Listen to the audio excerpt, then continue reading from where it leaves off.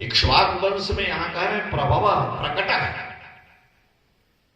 इक्ष्वाकु वंश में जो प्रकट हुए, उस वंश को सुशोभित करने वाले हुए, ऐसे जिनको जनई ही राम इति श्रुता, जो करने करने जपत जना, सारी प्रजा, सारे लोग जिनका नाम अपनी वाणी से जपते हैं। करने करने जपत जना का तात्पर्य यही है। हर प्राणी बोलता है राम राम और दूसरे लोग सुनते हैं, तो जिनका नाम प्रत्येक प्राणी बड़े आदर से लेता है, जिनका नाम अत्यंत आदरणीय है, ऐसे इस समय पृथ्वी पर इक्ष्वाकु वंश में प्रकट हुए श्री राम नाम के दिव्य पुरुष हैं, जो इन सारे शुभ गुणों से संपन्न है। और अब सारे उनके गुणों का वर्णन करते हैं। ये सारे शुभ गुणों से संपन्न है, आजान बाहु हैं, कम्बुग्रीव हैं, विपुलांश हैं, बुद्धिमान हैं, नीतिमान हैं, वाग्मी हैं, शत्रु को वश में करने वाले हैं और धर्मज्ञ हैं, सदा प्रजा के हित में लगे रहने वाले हैं, जीवलोक की रक्षा करने वाले हैं। रक्षिता जीवलोकस्य, हम लोग जहां हैं इसको जीवलोक कहा जाता है, मर्त्य लोक है। बहुत से लोग कहते हैं कि ये मृत्यु लोक है, हम मृत्यु लोक में आ गए, बड़ा कष्ट पा। मृत्यु लोक तो जमराज के लोक को कहते हैं, इस लोक को मर्त्य लोक कहते हैं। थोड़ा सा अक्षर इधर हो जाए तो अर्थ का अनर्थ हो जाता है। हमने बहुत से वक्ताओं से सुन लिया, वो कहते हैं मृत्यु लोक है। मृत्यु माने यमराज के लोक को मृत्यु लोक कहते हैं, और मरने वाला प्राणी मर्त्य है, और मरने वाला प्राणी जहां रहे उसे मर्त्य लोक कहते हैं अथवा जीवलोक। अर्थागमो, कालिदास का एक बड़ा प्रसिद्ध वचन है कि अर्थागमो नित्यमरो गीता च, जीवलोक का, इस संसार का सुख क्या है, तो बड़ा प्रसिद्ध वचन है कि अर्थागमो नित्यमरो गीता च, प्रिया च भार्या प्रियभादिनी च, वश्यश्च पुत्रोर्थकरी च विद्या, सड जीवलोकस्य सुखानिराजन। जीवलोक माने इस लोक का सुख क्या है, तो अर्थागमो, रोज माल बताई कहीं कहीं से आता रहे भेंट दक्षिणा, तो अर्थागमो। और नित्य मरोगिता, शरीर स्वस्थ रहे। 10 रुपए आया 20 रुपए डॉक्टर को देना पड़े तो बेकार है। अर्थागम हो, नित्य मरोगिता, शरीर स्वस्थ रहे। प्रिया च भार्या, पत्नी सुंदर हो, लेकिन कटकटा के खोपड़ी पर न चढ़ जाए, सुंदर होने का मतलब। तो प्रिया च भार्या प्रियवादिनी, जो मधुर भाषण करने वाली, ये जीवलोक का सुख है। विवाह हो गया, देखता कि बहुत सुंदर पत्नी ले आए और रोज खोपड़ी पर ही चढ़ी रहती डंडा लेके, तो बेकार है सुंदर होने से। तो प्रिया च भार्या प्रियवादिनी च, वश्यश्च पुत्रो, पुत्र हो लेकिन धुंधुकारी हो, माने ही नहीं पिता की बात, पिता की 2 लाठी मारे तो क्या फायदा। पुत्र वश्य हो, पिता की आज्ञा का पालन करने वाला, वश्यश्च पुत्रो। और जो विद्या हो, अर्थकरी च विद्या, विद्या अर्थकरी हो, जिस विद्या से धन संपत्ति आती रहे। हमसे लोग कहे कि आप ये सब काहे पढ़ लिए, 1 रुपया मिलने वाला नहीं, किसी को सुनाओगे तो उठ के भाग जाएगा। कहने का तात्पर्य यह है कि आप किसी को दर्शन सुनाइएगा तो कौन बैठेगा। अर्थकरी विद्या माने झूठे पंचांग खोल दिया, राहु केतु पकड़ा दिया, आ गया कहीं कहीं कुछ, हाथ देखने आ गया, अर्थकरी च विद्या, ये सब है। तो ये जीवलोक के 6 सुख हैं। यहाँ केवल इतना ही कहना था कि षड्जीवलोकस्य सुखान, जीवलोक माने इस पृथ्वी पर जहां जीव रहते हैं उनका लोक। तो कह रहे रक्षिता जीवलोकस्य, सारे प्राणी मात्र के, जीव के जो रक्षक हैं, जीवलोक के हर प्राणियों के रक्षा में जो सदा तत्पर रहते हैं। यहां तक कि श्री आचार्य अनुग्रह करते हैं कि जब चारों ओर भटकता रहा, कहीं शरण नहीं मिली, किसी लोक में प्रवेश नहीं मिला, और ठाकुर जी को पता चला कि आपकी अयोध्या का जन्म लेने वाला एक ऐसा प्राणी है, न नरक में जा पा रहा है न स्वर्ग में, और जगह की तो बातें अलग है। भगवान ने पूछा कौन, कहा एक है वही जो जानकी जी की निंदा की है। तो गोस्वामी जी लिखते हैं कि सिय निंदक अघ ओघ न सारे, उसके अघ के ओघ को, सारे पापों को तुरंत नष्ट कर दिया। और लोक विशोक बनाई बसाए। एक स्वतंत्र लोक ठाकुर जी ने विशोक लोक का निर्माण किया। कहा बच्चा तुम वहीं चले जाओ, और जगह तो स्वर्ग में जाओगे तो वहां कभी रावण आएगा तो भाग खड़े होंगे। रावण आवत सुने सकोहा देवन तके, लेकिन वहां कोई तुमको विशोक होगा ही नहीं। ये भगवान की करुणा है। जीव लोकस्य रक्षिता, जीव लोक में जो भी उनके दिव्य भूमि में उनकी शरण में आया तो भी दूर है कहीं से तो भी अनुग्रह करने वाले हैं। इसलिए रघुनाथ जी के समान कौन हो सकता है। इसलिए रामस्य चरितम महत्, श्री राम जी का जो चरित्र है वो श्रेष्ठ है, महान है। कह रहे हैं कि वे वेद वेदांग के तत्व को जानने वाले हैं, सर्वलोक प्रिय हैं और समस्त शुभ गुणों से संपन्न है। कुबेर के समान धन देन समस्त त्यागे, त्याग से संपन्न है। और ये चक्रवर्ती दशरथ जी के ज्येष्ठ पुत्र हैं। जब उनको राज्य देने की बात आई तो बीच में विघ्न खड़ा हुआ। पिता की आज्ञा का पालन करते हुए वो वन में गए और वन में जाकर के पिता के संकल्प की रक्षा की। पत्नी और प्रिय अनुज को लेकर के वन की यात्रा के लिए निकलते हैं और उनकी प्रिया जो भगवती हैं वो जनकस्य कुले जाता देव माएव निर्मिता, महाराज जनक के कुल में उत्पन्न हुई है। महाराज जनक की वास्तव में ये विभूति हैं। जनक जी के बड़े बड़े ज्ञान वैराग्य तप का फल देने के लिए भगवती उनके यहाँ प्रकट हुई है। इसलिए जनकस्य कुले जाता देव माएव निर्मिता, साक्षात देव माया भगवती हैं। सारी जो दैवी शक्तियां हैं उनकी सबकी अधिष्ठात्री देवी हैं। और निर्मिता, ये निर्मित है। कुछ लोग कहते हैं निर्गता मिति यस्मात् यस्या, जिसमें मिति नहीं है, इयत्ता नहीं है। निर्मिता का मतलब उनको कोई बनाया नहीं, जिनकी इयत्ता सीमा नहीं है। अनंत ब्रह्मांड की अधिष्ठात्री भगवती हैं और वो जनक राज दुलारी हैं, सारे शुभ लक्षणों से संपन्न और नारी नाम उत्तमा वधू उनकी प्रिया हैं। और उनके साथ वे वन को गए। पुत्र के वियोग में महाराज दशरथ ने अपने शरीर का त्याग किया। इधर वो चित्रकूट में जाकर निवास करते हैं।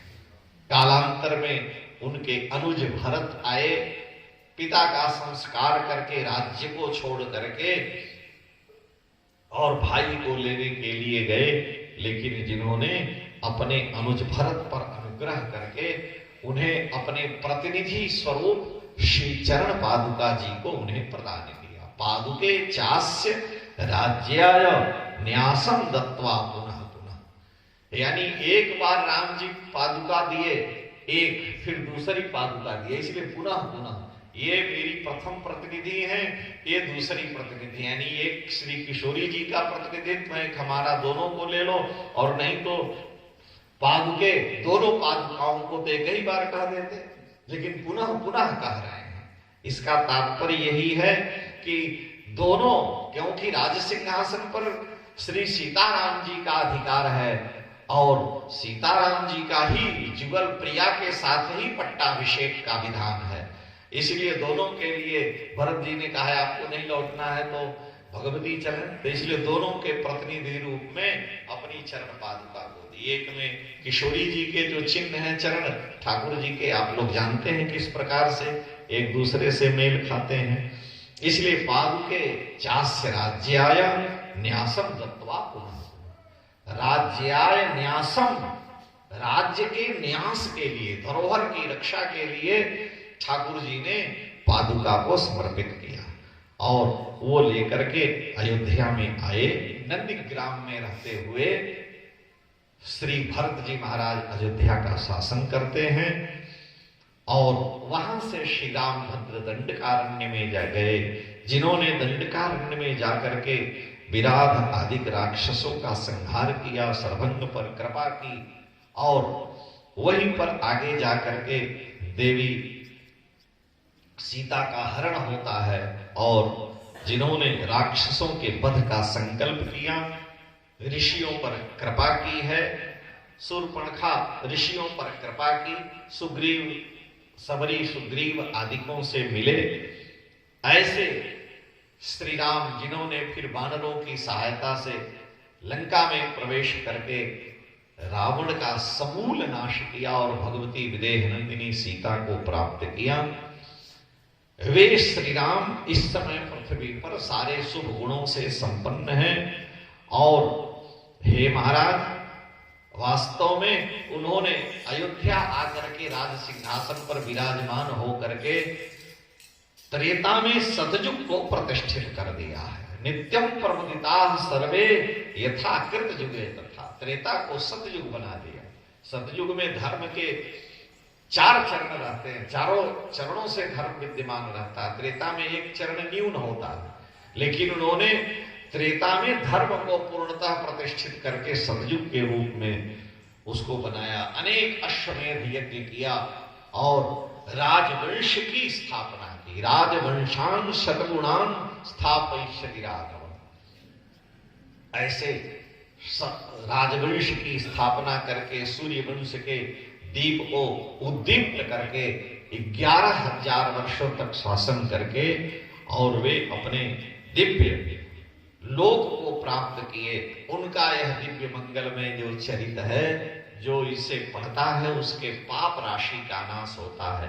अगर ब्राह्मण इस शतश्लोकी रामायण का पाठ करे तो पठन दिजो वाग ऋषभत्वमीया, वो वाणी उसकी बड़ी दिव्य अलौकिक होती है।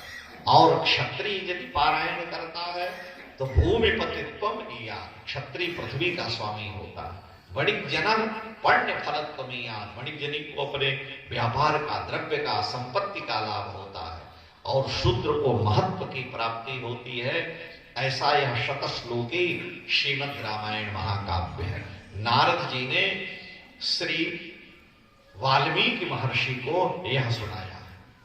नारद जी से सुन करके महर्षि वाल्मीकि ने उनका वंदन किया, शिष्य के सहित विधि पूर्वक पूजन किया।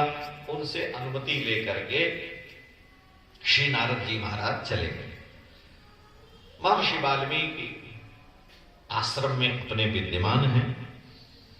उनके आश्रम से थोड़ी ही दूर पर भगवती तमसा प्रवाहित होती है। जगाम तमसा तीरम जानव्यास्त्व विदूरता, गंगा जी से थोड़ी ही दूर पर तमसा है। अब नदियों का क्रम जो है घटता बढ़ता रहता है, कभी दूर कभी बहुत दूर चली जाती हैं। शुकताल में जहां सुखदेव जी राजा परीक्षित को कथा सुनाए, वहां से गंगा जी 5 किलोमीटर दूर चली गई है। एक थोड़ा सा पानी बहता है, तो नदियों का क्रम चलता रहता है, क्योंकि तमसा कहां और गंगा जी कहां, लेकिन कालक क्रम से ये मिलता है। जो भूगोल जाग्रफी के विद्वान हैं वो लोग ये कहते हैं कि जहां मरुभूमि है, पहले वहां समुद्र था, अब वो मरुभूमि हो गई, तो लोगों के अनुसंधान के विषय हैं, तो नदियां दूर नजदीक होती हैं। तो महर्षि वाल्मीकि नारद जी के चले जाने पर भगवान का विधिपूर्वक पूजन आदि करके स्नान करने के निमित्त अपने शिष्य भरद्वाज जी को साथ में लेकर के और भगवती तमसा के पावन पुलिन पर पहुंचे हैं।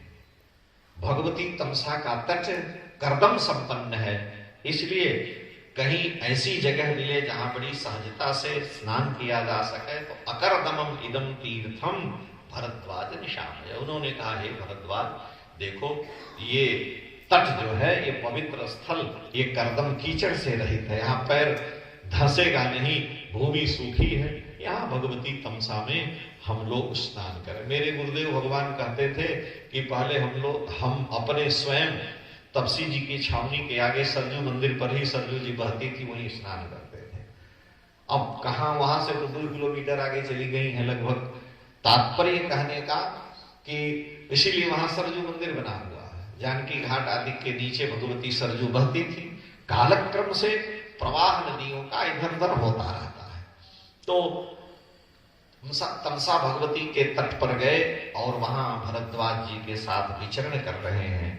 इसी बीच में उनके वल्कल वस्त्र को, कलश को भरद्वाज ऋषि ले रखे हैं। महर्षि वाल्मीकि स्नान के लिए अभी वो सज्जीभूत हो रहे थे, तैयार हो रहे थे, तो उन्होंने देखा कि क्रौंच, चकवा चकवी जो पक्षी हैं, इनका जोड़ा विचरण कर रहा है। तो तो तस्याभ्यासे तो मिथुनम चरंतम अनपायनम ददर्श भगवान तत्र क्रौंचयो चारुलेशम। क्रौंच पक्षी परस्पर वहां पर जोड़े के रूप में मिथुन मैथुन की कामना से विचरण कर रहे हैं। महर्षि वाल्मीकि ने देखा और इसी बीच में छिप करके किसी व्याध ने क्रौंच पर प्रहार कर दिया है, उसने शस्त्र प्रहार किया है। ऋषेर धर्मात्मनस्तस्य तथा विधम द्विजम दृष्ट्वा निषादेन निपातितम। जब उस निषाद ने छिप करके क्रौंच पक्षी पर प्रहार किया तो क्रौंच का वध कर दिया है। और क्रौंच के वध से क्रौंची चीत्कार करके करुण क्रंदन करने लगी। यह देख करके महर्षि वाल्मीकि का हृदय करुणा से आर्द्र हो उठा, हृदय में अत्यंत वेदना हुई।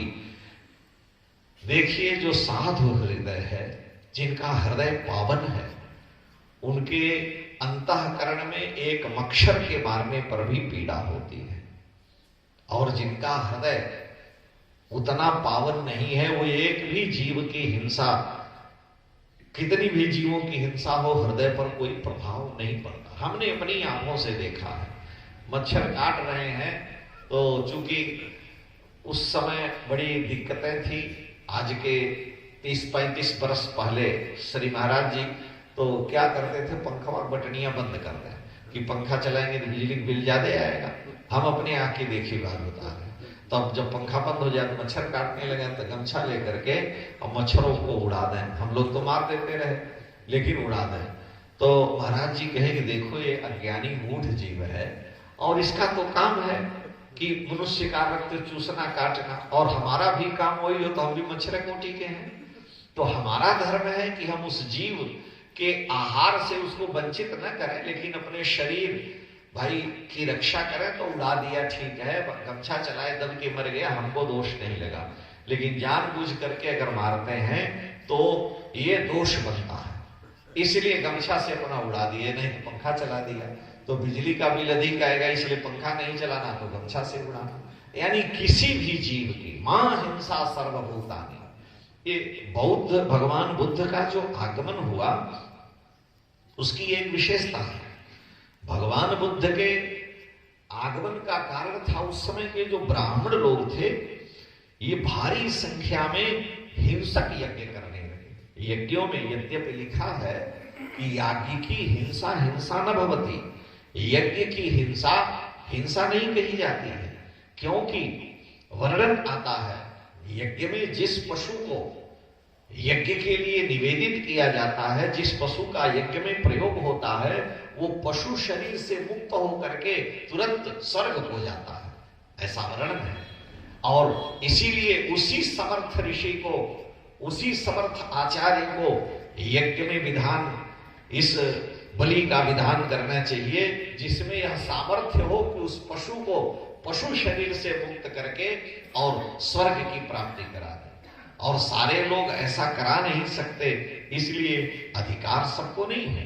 प्राचीन काल में था, कलयुग में निषेध कर दिया, अश्वालंबम गवालंबम आदि कह करके कि गोमेध यज्ञ, अश्वमेध यज्ञ आदि कलयुग में नहीं किए जाएंगे।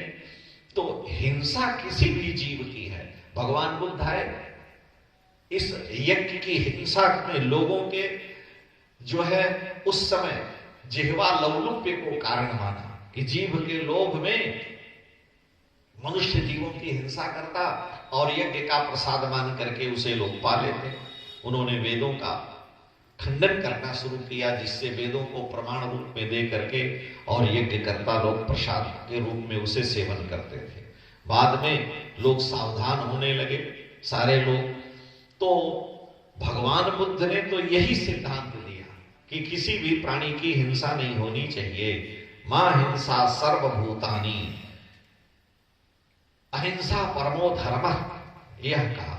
लेकिन कालांतर में हुआ क्या, उन्हीं के चले जाने पर जब उनके अनुयायी आए और कहा कि नहीं, खेती भी तुम करते हो तो तुमसे हिंसा बनेगी, इसलिए कृषि भी नहीं, भिक्षान्न मात्रेण चतुष्टिमन्तः कौपीनवन्तः खलु भाग्यवन्तः।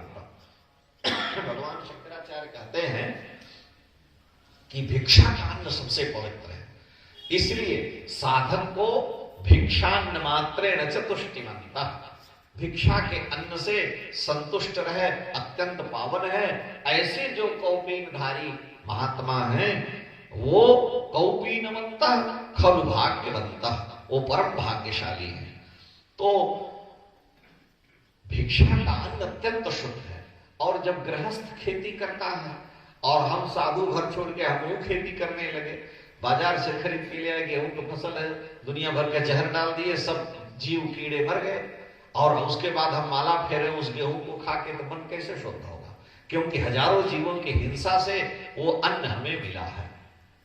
इसलिए पहले ऐसा नहीं होता था, अब तो औषधियां आ गई हैं, तो हिंसा से वो प्राप्त हुआ। इसलिए महापुरुष कृषि के पक्ष से दूर रहते थे।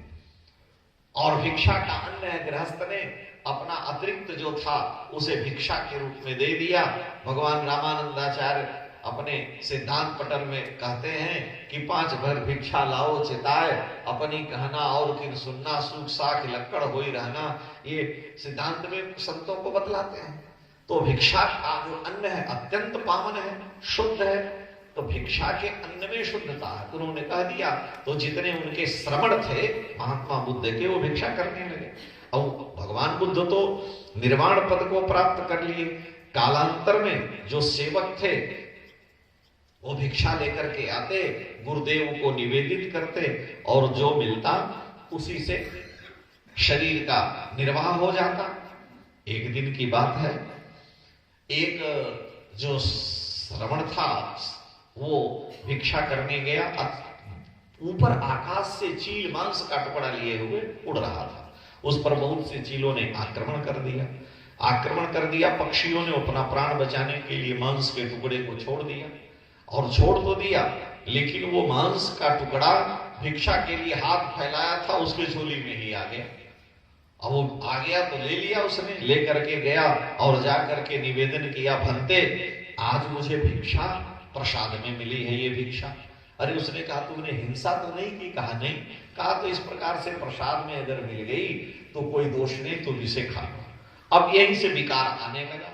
ये भिक्षा में अगर मिल जाए तो उसे खा लिया, तो मांस सेवन करने लगे। फिर बाद में और विकार आता चला गया। जो अहिंसा परमो धर्म का सिद्धांत था वो दूषित होने लगा। नेपाल आदि में आज भी हम सुने हैं, देखे नहीं हैं, लोग कहते हैं कि जो वहां बौद्ध जाते हैं वो क्या करते हैं कि वहां का याक जो जीव है उसको दौड़ाते हैं, दौड़ाते चारों ओर से घेर के दौड़ाएंगे, वो थक के गिर जाएगा, मारेंगे नहीं, उसे छुएंगे नहीं और उछने नहीं देंगे, जहां खड़ा होगा दौड़ाएंगे, अंत में वो गिर के मर जाता है। तो उसको ले आते हैं, उसको खा लिए। कहा कि हम हिंसा तो हमने किया ही नहीं। अब देखिए उस जीव को अपने आहार के लिए आपने गति शून्य कर दिया, तो ये भी हिंसा है, भले ही आपने शस्त्र से नहीं मारा।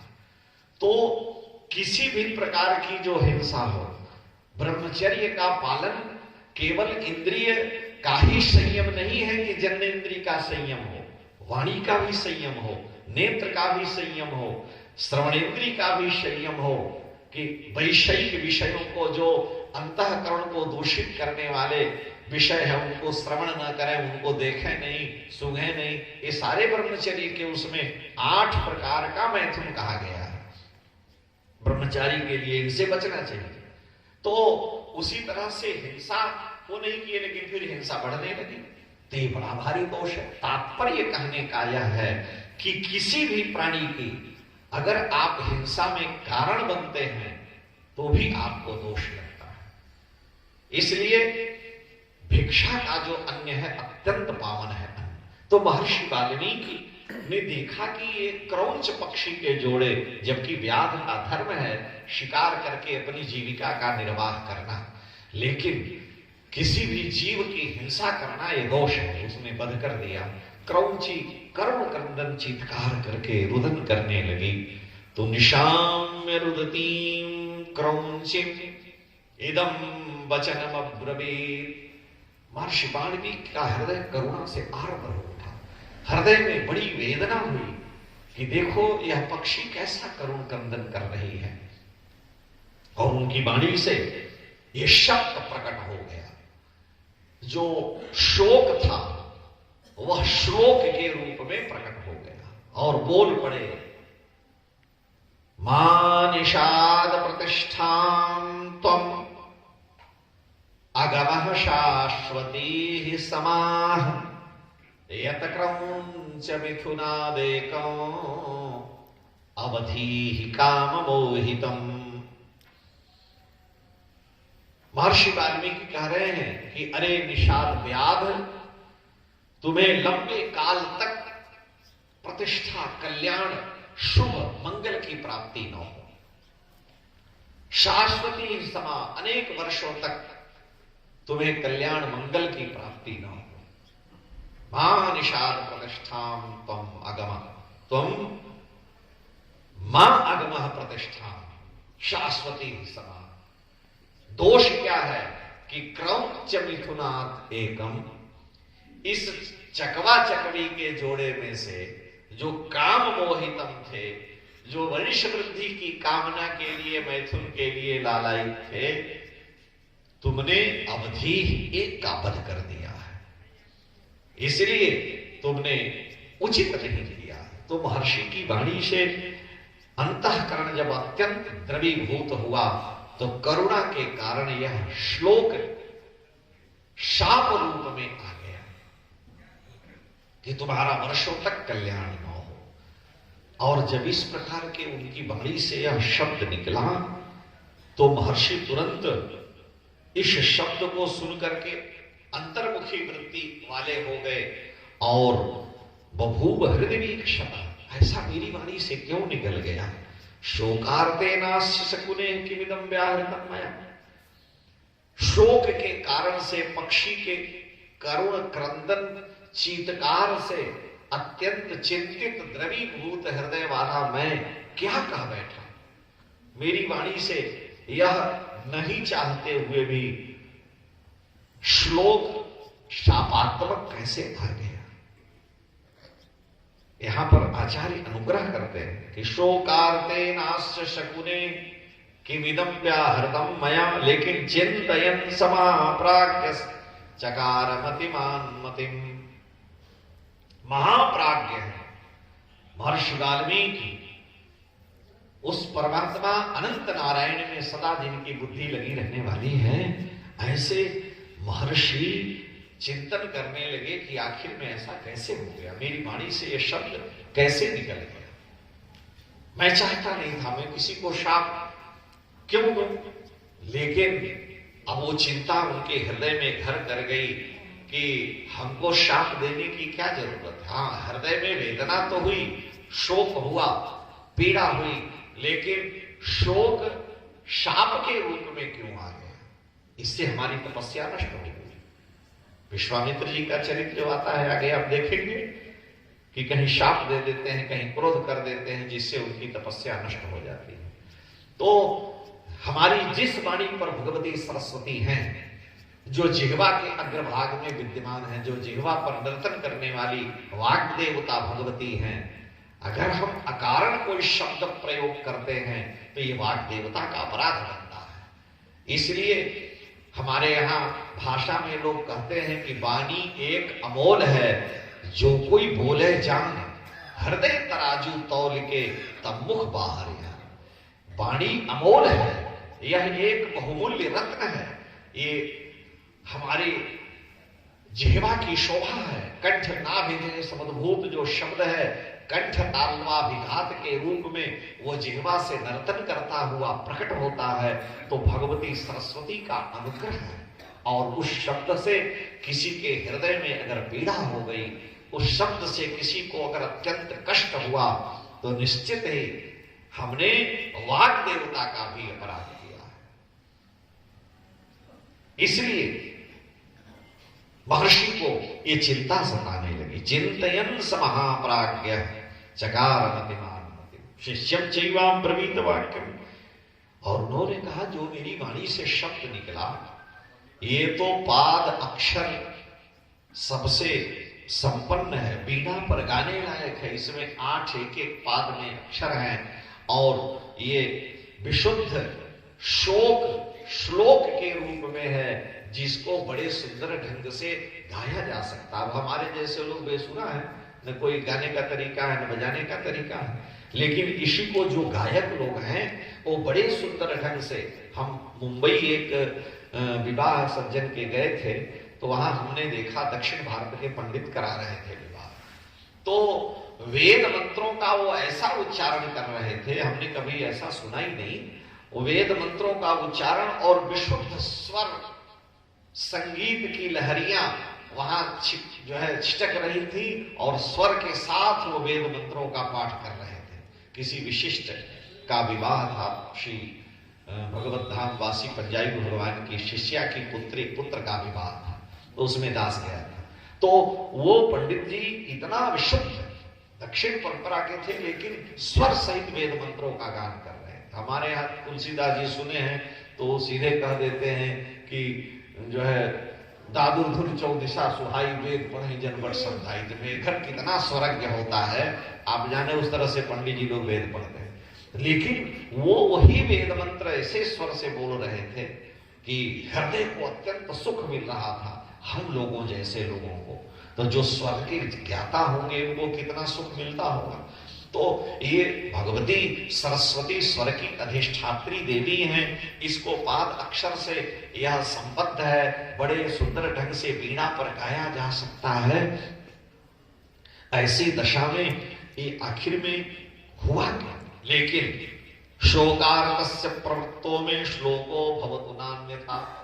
जो पीड़ा हुई, जो हृदय मेरा आर्द्र हुआ, क्लिन्न हुआ, निश्चित ही ये श्लोक ही है, यह मंगलकारी ही होगा। पुण्य श्लोको नलो राजा, पुण्य श्लोको युधिष्ठिर आदि जो आया, तो पुण्य श्लोक माने पवित्र कीर्ति। यह श्लोक कीर्ति, यशस्वी, यश की वृद्धि करने वाला होगा। यह श्लोक जगत का मंगल करने वाला होगा, अगर मेरी वाणी से अनिच्छा पूर्वक प्रकट हो गया, क्योंकि मैं नहीं चाहता था। इसीलिए आगे ब्रह्मा जी कह रहे हैं कि हे पुत्र, मत छंदा देवते ब्रह्मन प्रवृत्ते सरस्वती, मेरे इच्छा से ही तुम्हारी वाणी से भगवती सरस्वती प्रकट हुई हैं, इसलिए तुम्हारा कोई दोष ही नहीं है, तुम व्यर्थ में शोक कर रहे हो।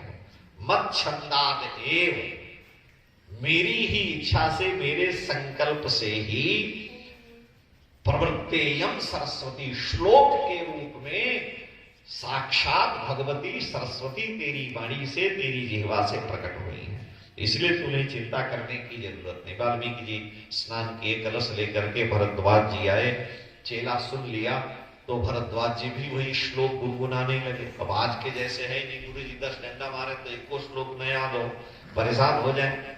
लेकिन उस समय तो श्रवण की इतनी विशिष्ट परंपरा थी कि श्रवण किया और तुरंत वो हृदय में चित्त वृत्ति इतनी एकाग्र रहती थी, बहिरंग वृत्तियां नहीं थी। और जब वृत्ति बहिरंग नहीं होगी तो एक बार श्रवण करने पर बहुश्रुत जो होता है वो तुरंत ग्रहण कर लेता है, और जो बहुश्रुत बहिर्मुख है उसको दिन भर सुनाइए, क्योंकि बहिर्मुख है, बहुश्रुत है ही नहीं, और उसकी इंद्रियां बहिर्मुख हैं तो ग्रहण नहीं कर सकता। इसलिए आज भी जो बड़े बड़े धन खर्च करके और शिक्षा ग्रहण करते हैं, चाहे एमबीबीएस कर रहे हो, अच्छे इंजीनियरिंग कोर्स आदि करते हैं, वहां पर सप्ताह में एक दिन मोबाइल बजाओ रोज नहीं दिया जाता है। और यहाँ तो 100% गधा लोग हैं, दिन भर मोबाइलें बजाएंगे, कहेंगे हमको विद्वान बनना है, और ये बीमारी का घर है, क्या करेगा कोई, सब उसके परेशान है उसको लेकर के। तात्पर्य इसका क्या है? कारण एकमात्र कि वो जीव की वृत्ति को बहिरंग कर देता है, उसका ये दोष है।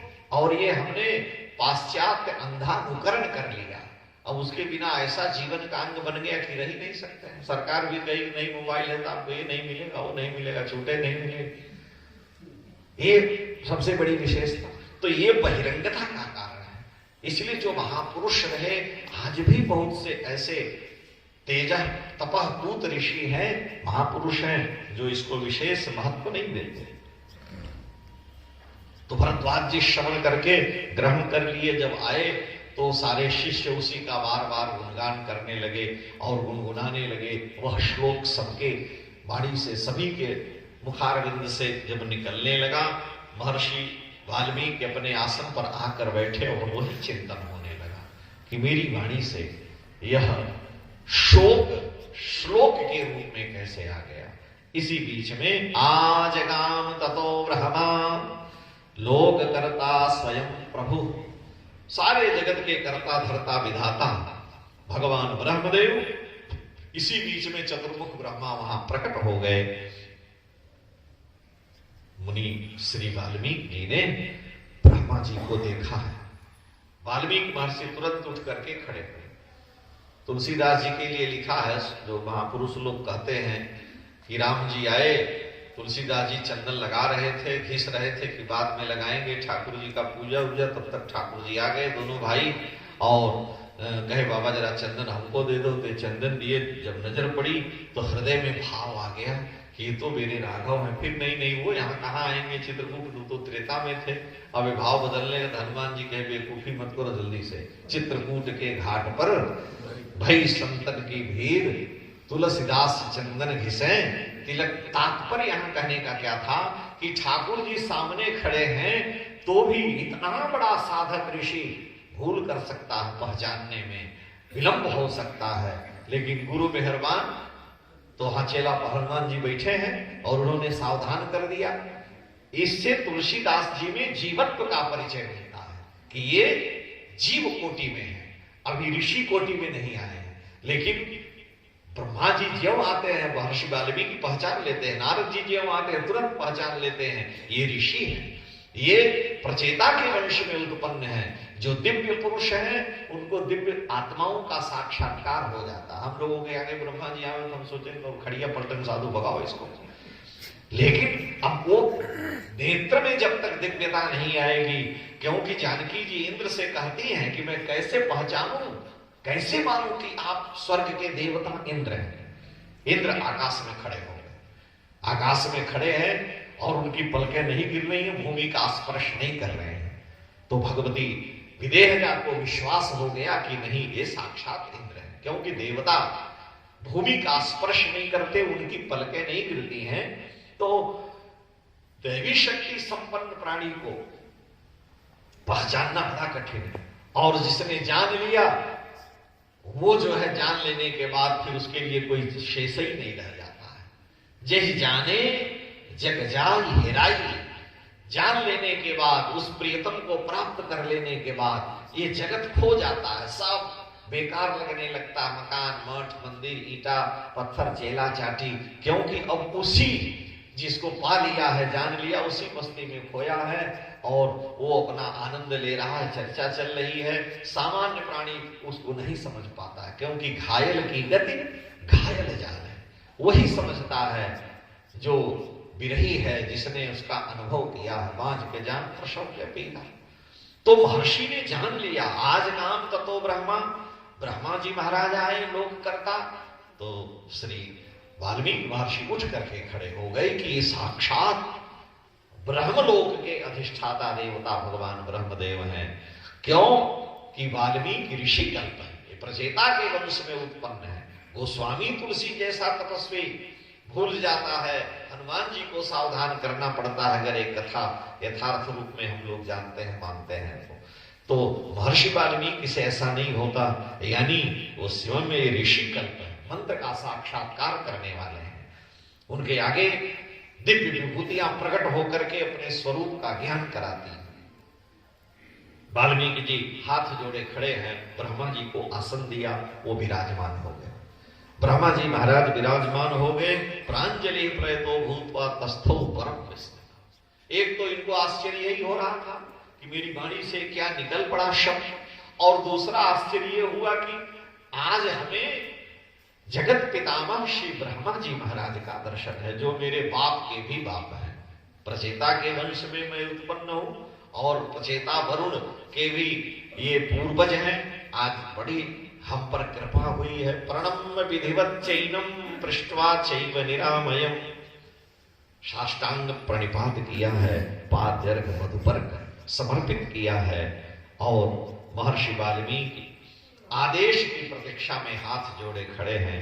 ब्रह्मा जी ने आदेश दिया, उन्होंने आसन ग्रहण कर लिया। अगर आपसे कोई विशिष्ट पुरुष, ये रामायण का उपदेश है, आया आपके सामने, आप अभ्युत्थान करके उनका स्वागत किए, वंदन किए, और वो महापुरुष विराजमान हो गए। तो जब तक आज्ञा न मिले तब तक आपको आसन ग्रहण नहीं करना चाहिए। वो आज्ञा दे कि नहीं आप जो है अब विराजमान हो जाओ तो ठीक है, लेकिन वो बैठे, अभी आधा बैठे, तब तक पहले में हम बैठ जाते हैं।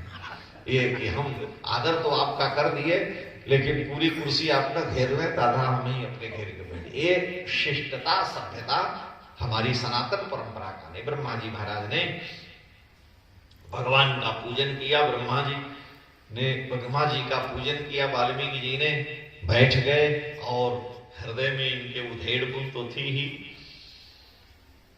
श्री ब्रह्मा जी महाराज ने कहा कि वाल्मीकि ऋषि, तुम्हारे हृदय में जो इस समय चिंतन चल रहा है, यत् तादृशम चारुणवम क्रौंचम हन्याद कारणात् शोचन्येव पुनः क्रौंचम उपश्लोक में मुझको, उसी दृश्य का बार बार तुम स्मरण कर रहे हो, तुम उसी का चिंतन कर रहे हो। हे पुत्र, देखो जो श्लोक तुम्हारी वाणी से प्रकट हुआ है, नात्र कार्या विचारणा, इस विषय में चिंता मत करो। अधिक चिंतन करने की, विचार करने की आवश्यकता नहीं है, क्योंकि मेरे संकल्प से ही भगवती सरस्वती तुम्हारी वाणी से प्रकट हुई है। प्रवृत्तेयम सरस्वती, ये नहीं कह रहे कि ये श्लोक प्रकट हुआ, ब्रह्मा जी कह रहे हैं मत छंदादेव ते ब्रह्मन प्रवृत्तेयम, तेरी वाणी से साक्षात भगवती मेरी प्रिया सरस्वती प्रकट हुई हैं, जगत मंगल करने के लिए आई हैं। इसलिए अब मेरा आदेश है कि मेरे पुत्र नारद ने आकर के जो सूत्र रूप में तुम्हें श्री राम के शतश्लोकी चरित्र का उपदेश किया है, वो तुम्हें प्राप्त है। मेरे आदेश से ही नारद जी महाराज आए थे। तो रामस्य चरितम कृत्स्नम कुरु त्वं ऋषि सत्तम, आप ऋषिवर नहीं है, आप ऋषि नहीं है, आप ऋषि सत्तम है। ऋषियों में अत्यंत सर्वश्रेष्ठ ऋषि, इसलिए आप श्री राम के इसी श्लोक का आश्रय लेकर के चरित्र का गान करें। टीकाकार महानुभाव ने इसी श्लोक में सातों कांड की और संपूर्ण रामायण की कथाएं अपनी टीकाओं में व्याख्यायित की हैं। श्रीमद् रामायण के एक श्लोक में सारे कांड की कथा, सारा चरित्र भगवान का। संस्कृत व्याकरण का यही वैशिष्ट्य है कि वह शब्द का सबसे बड़ा जो प्रभाव है वो संस्कृत व्याकरण से ही प्राप्त होता है। तो टीकाकारों ने, रामायण शिरोमणिकार ने सारे कांडों की व्याख्या इसी श्लोक पर की है। हमने एक दो बार पढ़ाया है, याद नहीं आ रहा।